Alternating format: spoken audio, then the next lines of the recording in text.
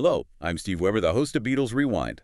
As always, I'm joined by my co-host and fellow Beatle maniac, my partner Cassandra. Good morning, Cass. Good morning. Always a great day to talk about the Fab Four. It is. Cass, let's talk about George Harrison today. What are his most famous songs, the songs that people listen to the most? Some amazing songs, and when you look at that body of work, it's pretty astounding. It really is. So today, we're going to analyze George's most popular songs. But we're not just, looking at the charts from the 60s or 70s. No, the game has totally changed. We're using modern metrics here. Exactly. We're looking at sales data combined with streaming volume. Yeah. So Spotify is really the main yardstick for what's popular right now globally.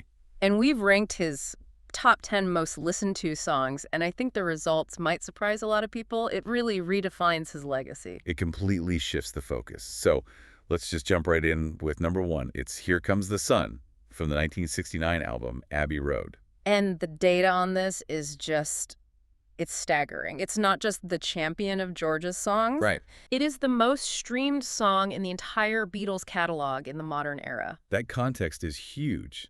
I mean, think about it. This song consistently outperforms Hey Jude, Let It Be, all of those massive Lennon-McCartney hits. And we have the numbers. As of late 2024, the main version has soared past 1.6 billion streams on Spotify. 1.6 billion. And it hit a huge milestone. It was the first Beatles track, and get this, the first song from the entire 1960s to cross the 1 billion stream mark. Wow. When was that? That was back in May of 2023. And it's not just streaming, it's also certified triple platinum in the UK. The origin story is just fascinating, too. The song has this feeling of profound relief and hope. And that comes directly from how it was written. George was basically skipping a boring meeting at Apple Corps. He called it playing truant. Exactly. He just escaped the business side of things, wandered into Eric Clapton's garden. It was a beautiful spring day. He picked up a guitar, and the song just poured out. You can hear that effortless energy in it. And musically, it's so sophisticated but sounds so simple.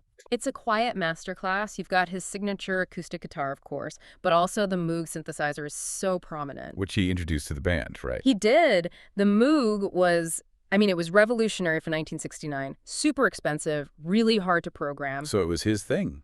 It was. He actually recorded that Moog part after Paul and Ringo had already gone home for the day.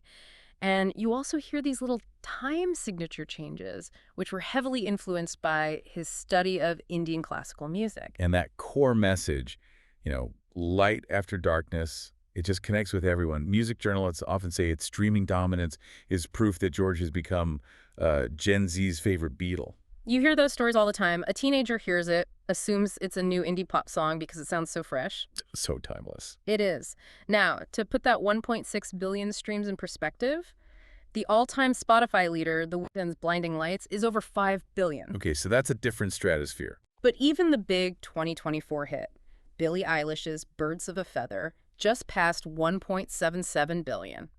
So George's song from 1969 is hanging right there with the biggest hits of today. That's incredible. So if Here Comes the Sun is the modern blockbuster, then number two is the timeless classic.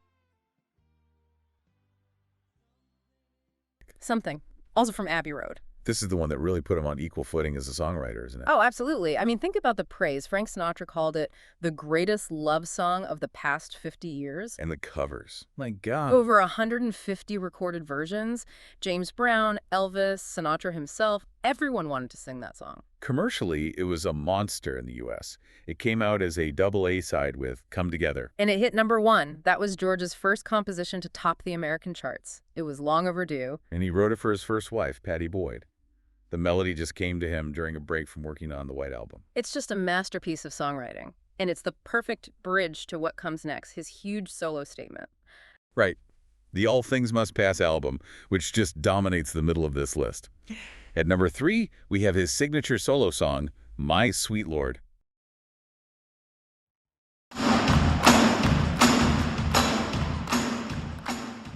Okay, so now for a big jump forward in time to number 5. The big comeback. Yeah. Got my mindset on you.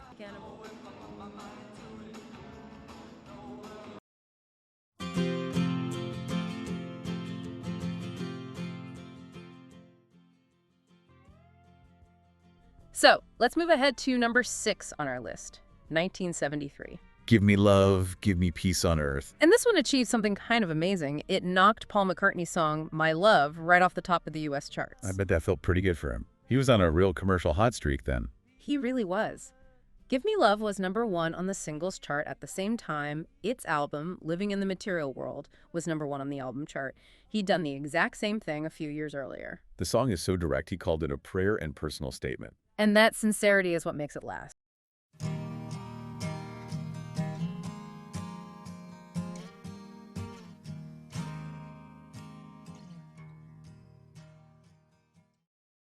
Then at number 8, we have the title track, All Things Must Pass.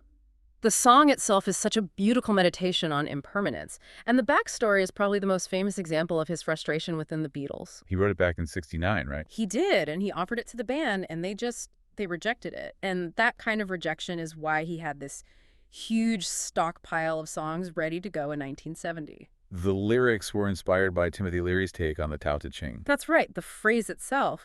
And the song has really become an anthem for loss and resilience. It's just so profound. And that brings us to number 9. Isn't It a Pity? He put 2 different versions of this on the album. The main one is the sprawling 7-minute epic. It was the B-side to My Sweet Lord. But it's a heavyweight song on its own. It's this lament about how people hurt each other. And you can't help but hear that as a commentary on the Beatles' breakup. The bitterness, the acrimony, it's all in there. The production is just majestic. That long fade out, the coda, it feels like an answer to Hey Jude. It really does. And again, this was another brilliant song he'd offered to the band, and they passed on.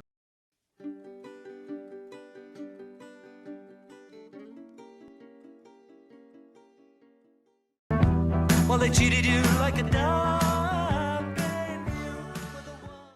The song just filled with so much emotion. It came out in 1981, less than a year after John Lennon was murdered. And it's famous for being, well, an unofficial Beatles reunion. It really was. You have Ringo on drums, and Paul McCartney, Linda McCartney, and Denny Laine all singing backing vocals. He had actually written the music for Ringo first, didn't he? He had, but after John's death, he rewrote the lyrics completely as a tribute to his friend.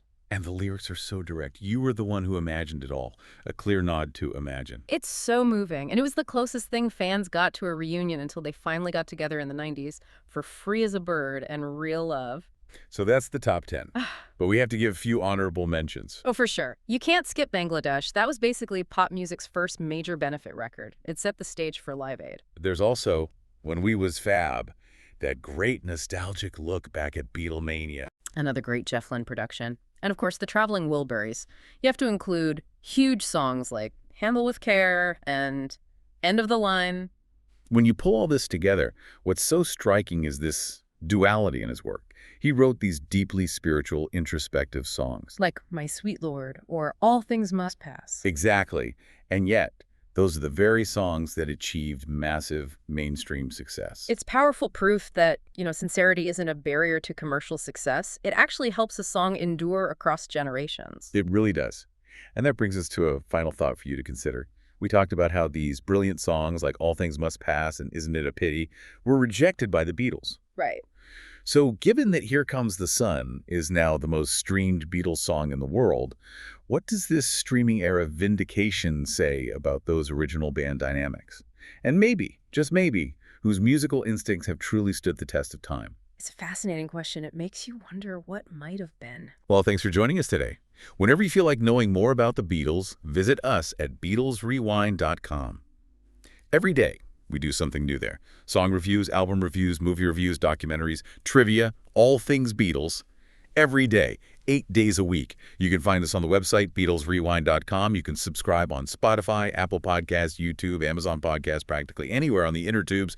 The Beatles, all day, every day. Cass, we'll do it again tomorrow. Right. You know it. Talk to you then. Until next time, when you listen. Your mind conducts its own symphony.